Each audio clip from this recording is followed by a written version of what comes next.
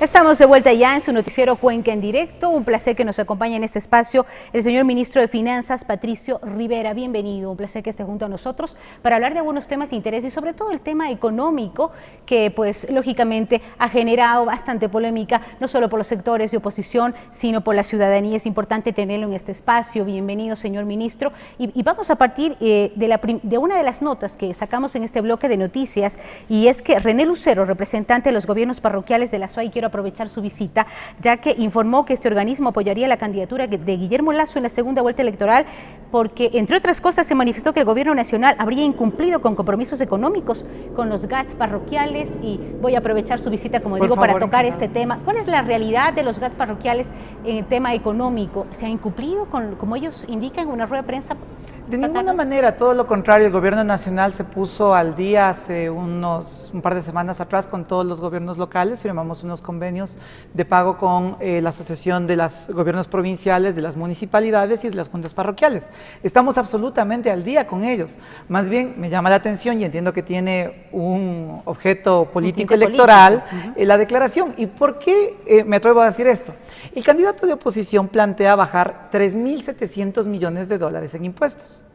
3.700 millones de dólares en impuestos es más que todo lo que se gasta en salud en el gobierno nacional, más que todos los hospitales, toda la inversión en hospitales, los médicos, las medicinas, las enfermeras, etcétera. Si usted eliminaría toda la salud pública del país, no le alcanza para bajar 3.700 millones. Pero los más perjudicados no son solo los sectores educación y salud, que se ponen en alto riesgo, sino los gobiernos locales. ¿Por qué? Porque los gobiernos locales preasignan de los ingresos nacionales. Número.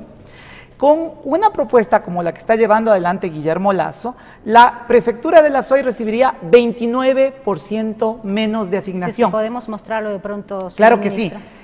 La prefectura de la SUAY recibiría 29% menos de asignación, 9.400.000 dólares. ¿Cuál sería el cambio? Básicamente que el momento en que usted recorta impuestos, el momento en que usted recorta ingresos para el gobierno nacional, esos ingresos, parte de esos ingresos tienen que ir a los gobiernos locales por ley. Entonces, si usted recorta esos ingresos, automáticamente lo que está haciendo es recortar los ingresos para los gobiernos locales. Y las juntas parroquiales, de hecho, recibirían en promedio 24% menos. Entonces, personalmente me llama mucho la atención que los gobiernos locales, que van a ser los grandes perjudicados con este tipo de políticas públicas, apoyen a un candidato de oposición. Cuando uno se pregunta, ¿cómo alguien puede ser tan irresponsable para decirle a la ciudadanía que va a bajar 3.700 millones de dólares de ingreso y no pasa nada? Y uno revisa algo como esto, que es el plan de campaña del señor Guillermo Lasso, debidamente sumillado por él y entregado en el Consejo Nacional Electoral, encuentra la respuesta. ¿Cómo plantea Lasso equilibrar los recursos? Dice aquí claramente, racionalizar el sistema de subsidios a combustibles. Un paquetazo. Eso es lo que está proponiendo por escrito. ¿Quitarán impuestos claro, lo que van a hacer es quitarle impuestos a los más ricos del país. ¿Para qué? Afectando obra pública, poniendo en riesgo la educación, la salud del país. Gobiernos locales, pero eso sí, y lo anuncian por escrito, viene un paquetazo en combustibles. Eso es lo que nos está diciendo la candidatura de la oposición. ¿Cuál es la situación actual en la parte económica de nuestro país, ya sea de que obviamente el partido oficialista gane las próximas elecciones o que sea, en este caso, el candidato Guillermo Lasso? ¿Cómo recibirá el país? ¿Cuál es la situación actual? Y le pregunto esto porque el gobierno recientemente también emitió nuevos bonos de deuda interna por 926 millones, esto desde enero y febrero del año 2017, en este año. Esto según una información que ha sido publicada por el propio Ministerio de Finanzas. La deuda agregada, y quiero tener los datos exactos, señor ministro, interno y externo del Ecuador, llegó a febrero a 39.883 millones, que representa un 39% del Producto Interno Bruto. Esta es la situación actual. ¿Cómo vamos a salir también de esta deuda? A ver, algunas explicaciones sobre esto. Primero, el gobierno nacional, afortunadamente en este momento, ya está recibiendo los beneficios de una economía que está en recuperación. Si usted revisa la recaudación tributaria de los últimos meses, se va a dar cuenta que tiene tasas de crecimiento del 12, del 11, del 10%, cuando compara el mes de este año respecto del mismo mes del año anterior. ¿Qué es lo interesante entonces de esto? Que una economía que poquito a poquito está recuperándose genera más actividad económica, más ingresos que nos permite ponernos al día con algunos atrasos que tenía el gobierno nacional. Otra cosa interesante, si usted revisa, por ejemplo, los depósitos y el crédito también están creciendo. El crecimiento de los depósitos dentro del sistema financiero supera los 150 millones entre febrero y enero, los 300 millones entre febrero y enero y el crédito los 150 millones. ¿Qué está pasando en este momento? Exacto, la economía otra vez está llegando a un punto de normalización. Pero seguimos con una deuda alta. Expliquemos respecto de eso. La deuda promedio del Ecuador, la deuda del Ecuador se encuentra en el promedio de la región. Algunos datos. Antes de este gobierno, y me gustaría mostrar unas cifras, si me permiten acá. Claro que sí. Esta es la tasa de interés que se pagaba por la deuda promedio en el Ecuador en el año 2006, en rojo, 6.9%. ¿Cuánto se paga ahora en promedio? 5.9%. ¿Qué pasó? Efectivamente, el gobierno nacional toma financiamiento para proyectos a tasas del 10%, del 8%, del 9%, pero también a tasas de 1,5%, del 2%. En promedio paga 5.9%. Cuando alguien me pregunta sobre el tema de endeudamiento hay que tener claro un concepto. Financiarse para mejorar no es pecar. Propuesta. ¿Cómo se compró usted su casa? ¿A contado o a crédito? A crédito. La gran mayoría de ecuatorianos recurrimos a financiamiento y los países también lo hacen para inversión. En Ecuador, desde la Constitución del 2008, solo se puede obtener financiamiento para programas y proyectos de inversión, cosas rentables, hidroeléctricas que se pagan solas. Usted conoce aquí perfectamente porque en esta zona, en el Austro, hemos construido centrales hidroeléctricas muy importantes. Han sido proyectos Usted emblemáticos. Pide un financiamiento al 8% y genera de ganancia 28-29%. ¿Cuándo es el negocio? Lo antes posible, porque está ganando 20 puntos de rentabilidad cada año sobre la inversión. Entonces, sobre estas cosas uno tiene que tener mucho cuidado con lo que le dicen los políticos de oposición, sobre todo en campaña. Un dato adicional. Yo he escuchado, y creo que el político debe caracterizarse por ser una persona frontal, por no mentirle a la ciudadanía, por ser una persona honesta, por no fingir lo que no es, por no ser como el señor Guillermo Lasso, que cuando coge un pollo, y todo el mundo lo puede ver en las redes sociales, tiene una cara de asco que no puede con ella, porque trata de ser lo que no es.